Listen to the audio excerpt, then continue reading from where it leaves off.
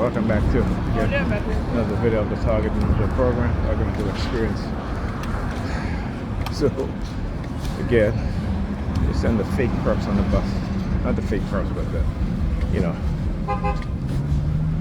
the fakers and the Sorry. looking at my damn feet. Okay, sorry. So what they do again? When I see me walking, she wishes I get close to her, start walking in front of me. Right?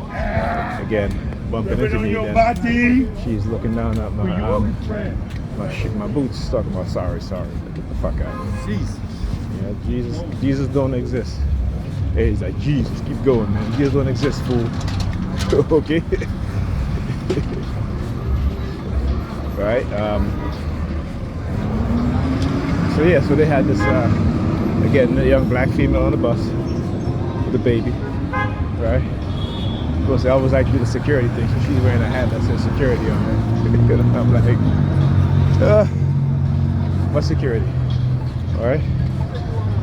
Black community full of baby mamas, huh? Right? Pushing strollers by themselves because they can do. Because they're strong and independent and they can do things on their own. Yeah, okay. How's that working out? Yeah, you homeboy. See? Trigger words being said. Look at the white girl up here. What she dropped, girl? What she dropped? And she dropped whatever she dropped and start putting her hands in her ears. Yeah, lady. You know, we understand. We know what you're doing. Right? Please drop me from this program. Yes. From the first day. Right? Bunch of lies. This is what they try to do. Right? They're never gonna stop targeting you. Remember, when you're microchipped, it is permanent. Funny. You was looking at the white girl and then looking up out the window. look at this clown right here. Right? So again, always the same sort of subliminal messaging is what they do. Oh, you looking back? Girl, I'm not interested in you. I'm not, I don't date white women. So unless it's the subliminal message about Pam again, that's about it. It's either they try to get me to talk to white women, or they'll tell me that send me some message about Pam, bisexual, lesbian, whatever. I give a shit. I don't really care. But I will expose it though, because I understand what it is that they're trying to do. All right, to emotionally manipulate me. All right. So, speaking of Pam, so I get it. Yesterday she didn't even text me, call me, or nothing. Right? Whereas the day before, she was texting, calling. So she texted me early this morning about the kids again. So I know the kids didn't go to school early today. But she texted me saying that the kids had a hard time sleeping last night. And I called her last night around 9 o'clock. She told me that the kids were already sleeping. So I don't know what happened there. But anyhow,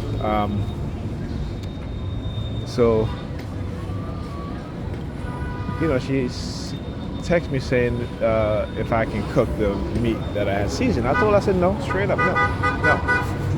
Right? No, she asked me to season the meat. I did it. That was 2 days ago. 2 days ago. Okay? Now she knows she had to come home and cook for the kids so they can go to bed, but no, because I had I had to make them, either order dinner, which I did on Monday, and then she ordered Chinese food on Tuesday. And then last night, I didn't even know what the kids eat. I made them chicken nuggets with fries in the afternoon. And I said to her, hey, you gotta come home and cook, but she comes home whenever, right? So again, those things are not important to her. But what's more important to her is the fact that she was going out again on Saturday, right? She's going to a Broadway play. That's what she's looking forward to. That's where her mind is at. Hence the reason why she has not been cooking this week at all.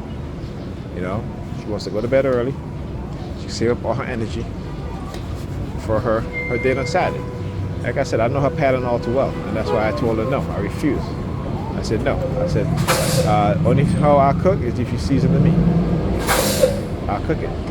If If I season it, you're gonna cook it. Okay? It ain't gonna be just you. You're gonna have to come to some sort of compromise or some sort of understanding, because it's not, you know, you had it to where it's been your way for far too long. Okay? And I'm not doing that. And so I've been telling her no for the past 2 days. Nope, not doing it. You know, you have to come and look for your kids. Put your kids as a priority. Put your children as a priority. Okay? But that's not what she's doing. And she's continuing again, like I said, since, because she figured that I had spent the 2 nights there. But it's only because, again, she had the accident, right? And so she was kind of distraught, and I spent the night there the other night because, again, she was tired and the kids was tired because the kids did not, my daughter stayed up basically all night the night before, so they needed to go to bed on time. And like I said, the night I stayed over there, they went to bed on time. They woke up early by themselves. Okay? And so, like I said, it can't just be me compromising all the time and doing whatever it is that she wants me to do. No, it's not happening. That's why I continue to put my foot down and said no.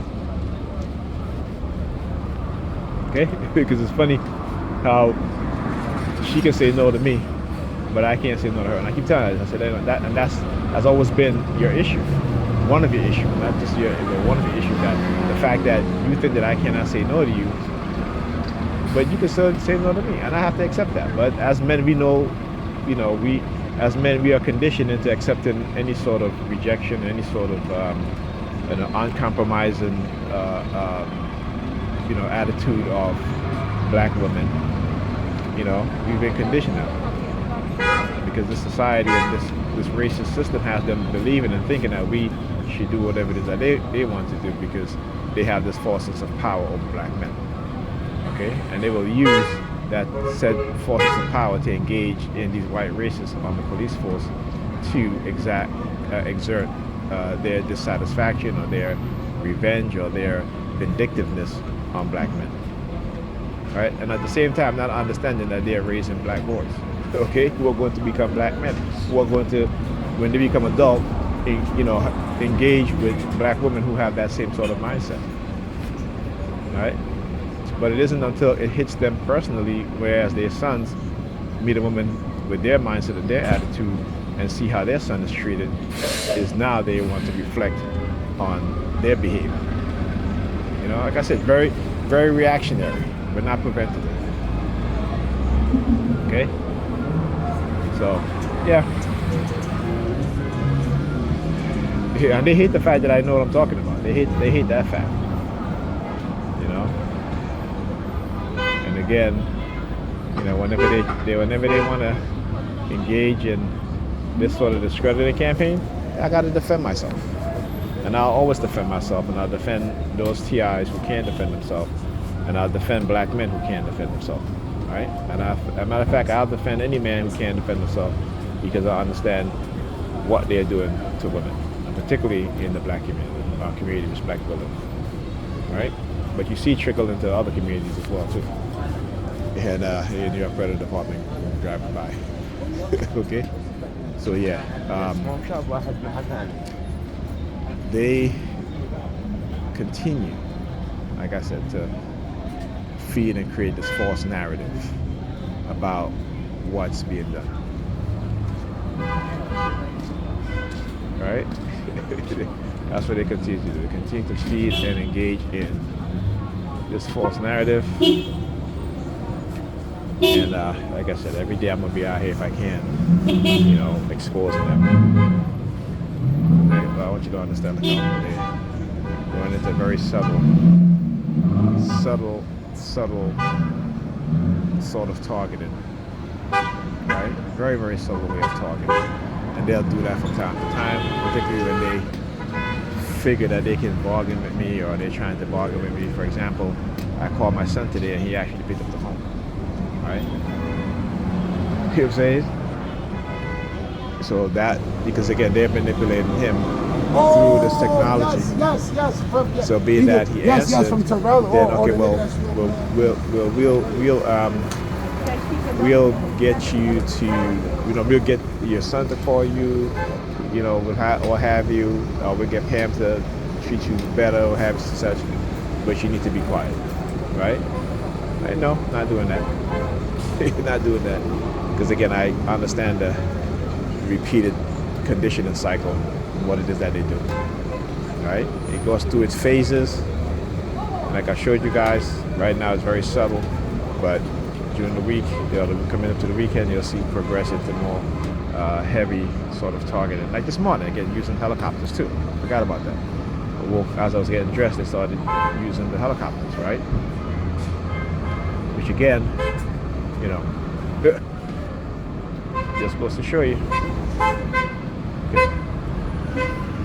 See the dysfunction? Look at the dysfunction. Look at this shit.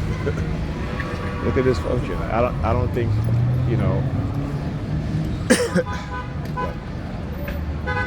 but it's normal. Pants all hanging down, right? Right? And that shit is normal. They literally have young, at least my kids don't dress like that. So, particularly my boys, they don't ever. I shouldn't say my boys, but my young adult son and my young teenage son. He's a boy, so don't dress like that at all. Pants on the hips, okay, not on their, not below their behind. Okay, so yeah. Anyhow, I gotta check the bus schedule. I wonder why the bus taking so long to come. Yeah, look at that. Gay or have their hands below their behind. Right? That's the two images that they want to portray of black men. And as black men, we gotta say no. No. Heterosexual black men say no. That's not our image. That's not. I mean, that's a very small section of our population. Very small. Okay? That is not our image. But that's what they want to push. That's what they continue to want to push.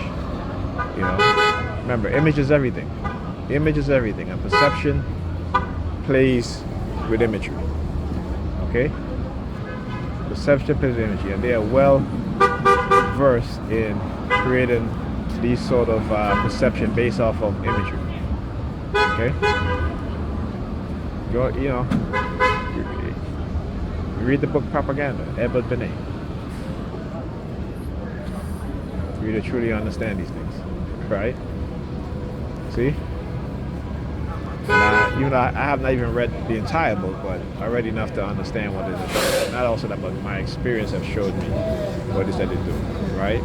Reading psychology and psychological manipulation, reading propaganda, reading how imagery is used to condition the minds and every aspect of it, right? So yeah. Anyway, let me check the bus schedule and see what's going on.